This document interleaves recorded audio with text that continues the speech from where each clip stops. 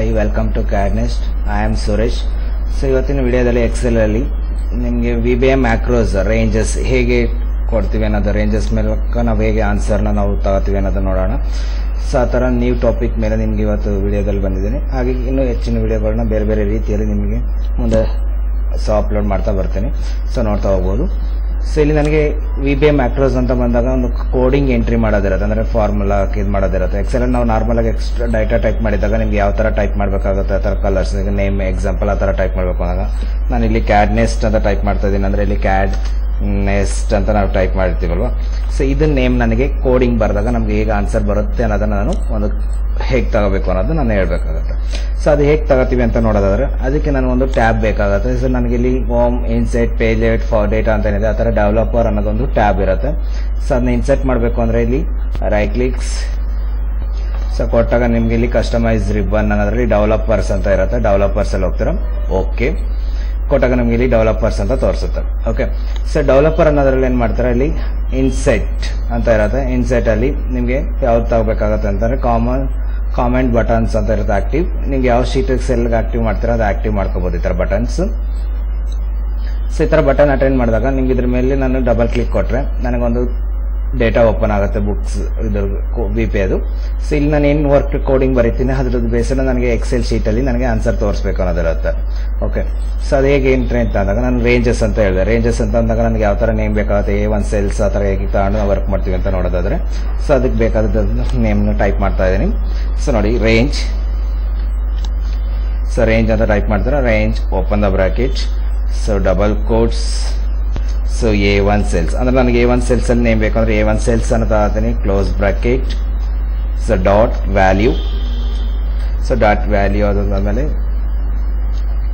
Open bracket value ಕೊಡ್ತಾರೆ. Dot value ಆದಮೇಲೆ ಏನು ಮಾಡ್ತಾರೆ, equals again double quotes.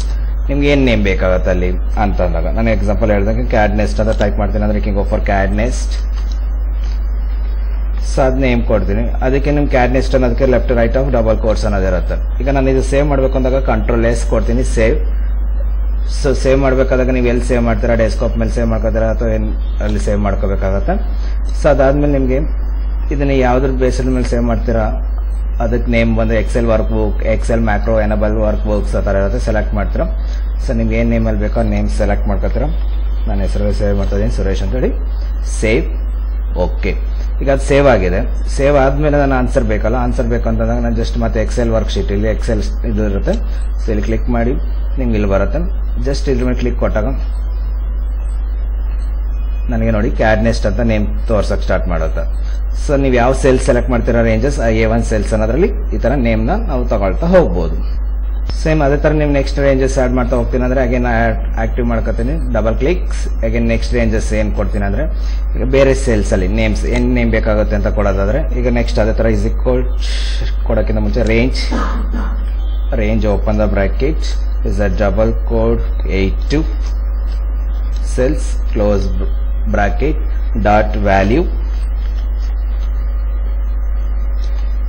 Dot value ಆದಮೇಲೆ ನೀವೇನು ಮಾಡಬೇಕಾಗತ್ತೆ, ಈಕ್ವಲ್ಸ್ ಅನ್ನೋದು ಕೊಡ್ತೀರಾ. ಈಕ್ವಲ್ಸ್ ಅಂತ ಬಂದಾಗ ನಮ್ಗೆ ಏನಾಗುತ್ತೆ, ಡಾಟ್ ವ್ಯಾಲ್ಯೂಗೆ ಈಕ್ವಲ್ಸ್ ರೇಂಜ್, ಯಾವ ರೇಂಜಲ್ಲಿರೋ ಟೈಪ್ ಮಾಡಿರೋದು ಬೇಕಾಗುತ್ತೆ ಅಂತ ಮತ್ತೆ ರೇಂಜಸ್ ಕೊಡ್ತಾ ಇದ್ದೀನಿ, ಯಾವ ರೇಂಜಸ್ಸಲ್ಲಿ ಬೇಕಾಗಿದೆ.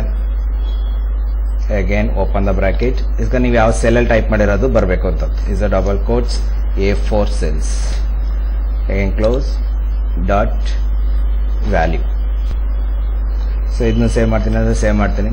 ಈಗ ನಾನು A4ಅಲ್ಲಿ ಏನು ಟೈಪ್ ಮಾಡಿದ್ದೀನಿ ಅದು 82 ಸೆಲ್ಲಲ್ಲಿ ನನಗೆ ಆನ್ಸರ್ ತೋರಿಸ್ಬೇಕು ಅಂತ ಹೇಳ್ತೀನಿ. ಸೊ ನಾನೀಗ ಇಲ್ಲಿ 82 A4ಅಲ್ಲಿ ಟೈಪ್ ಮಾಡ್ತೀನಿ. ಏನಾದರೂ ಎಕ್ಸಾಂಪಲ್ ನಾನು ಹೆಸರು ಟೈಪ್ ಮಾಡ್ತಾ ಇದ್ದೀನಿ, ಈಗ ಸುರೇಶ್ ಅಂತ ಅಂದರೆ ಸುರೇಶ್ ಅಂತ ಟೈಪ್ ಮಾಡಿರೋದು ನನಗೆ ಯಾವ ಸೆಲ್ಲಲ್ಲಿ ಬೇಕಾಗುತ್ತೆ, 82 ಅಲ್ಲಿ. ಅಂದರೆ A4ಅಲ್ಲಿ ಟೈಪ್ ಮಾಡಿರೋದು ನಿಮಗೆ A3 ಆನ್ಸರ್ ಬರ್ತಾ ಇರುತ್ತೆ. ಸೊ ಈ ಥರ ನಿಮ್ಗೆ ಆನ್ಸರ್ಗಳನ್ನ ತೋರಿಸ್ತಾ ಹೋಗ್ಬೋದು. ನೋಡಿ ಎಕ್ಸಾಂಪಲ್ ನಾನು ಸ್ವಲ್ಪ ಝೂಮ್ ಆಗ್ತಾ ಇದ್ದೀನಿ ಶೀಟ್ಸು, ನಿಮ್ಗೆ ಗೊತ್ತಾಗ್ತಲ್ಲ ಅಂದರೆ ಜಸ್ಟ್ ನೋಡ್ಬೋದು. ಎಕ್ಸಾಂಪಲ್ ಇದನ್ನ ಡಿಲೀಟ್ ಮಾಡಿರ್ತೀನಿ ಅನ್ಕೊಳ್ಳಿ, ಇದು ಡಿಲೀಟ್ ಮಾಡಿದ್ದೀನಿ. ಈಗ ಫಸ್ಟ್ ಸೆಲ್ಲಲ್ಲಿ ಕ್ಯಾಡ್ನೆಸ್ಟ್ ಅಂತ ತೋರಿಸ್ಬೇಕಲ್ಲ, ನೋಡಿ ತೋರಿಸುತ್ತೆ. ಆ್ಯಂಡ್ ಇಲ್ಲಿ ಸುರೇಶ್ ಅಂತ ಟೈಪ್ ಮಾಡಿದ್ರೆ ಸುರೇಶ್ ಅಂತ ಬರುತ್ತೆ. ಸೊ ಈ ಥರ ನಿಮ್ಗೆ ಆನ್ಸರ್ ಬೇಕು ಅಂದರೆ ಈ ಥರ ರೇಂಜಸಲ್ಲಿ ನಾವು ಇದು ಮಾಡ್ತಾ ಹೋಗ್ತೀವಿ ಅಂತ. ಓಕೆ, ಅದೇ ಥರ ನೆಕ್ಸ್ಟ್ ವೀಡಿಯೋದಲ್ಲಿ ನಾವು ಅದೇ ಥರ ಬೇರೆ ಬೇರೆ ರೇಂಜಸಲ್ಲಿ ನೀವು ಹೇಗೆ ವರ್ಕ್ ಮಾಡಬೇಕು, ವಿತ್ ಬೋಲ್ಡ್ ಹಾಕೋದು, ಫಾಂಟ್ಗೆ, ಟೆಕ್ಸ್ಟ್ಗೆ ಬಾರ್ಡರ್ ಲೈನ್ ಹಾಕೋದು ಹೇಗೆ ಆ ಥರ ಎಲ್ಲ ನಾನು ಹೇಳ್ತಾ ಹೋಗ್ತೀನಿ. ಇಟಾಲಿಕ್ಸ್ ಸ್ಟೈಲ್ಸ್ ಹೇಗೆ ತಗೊಳ್ತೀವಿ ಅನ್ನೋದೆಲ್ಲ.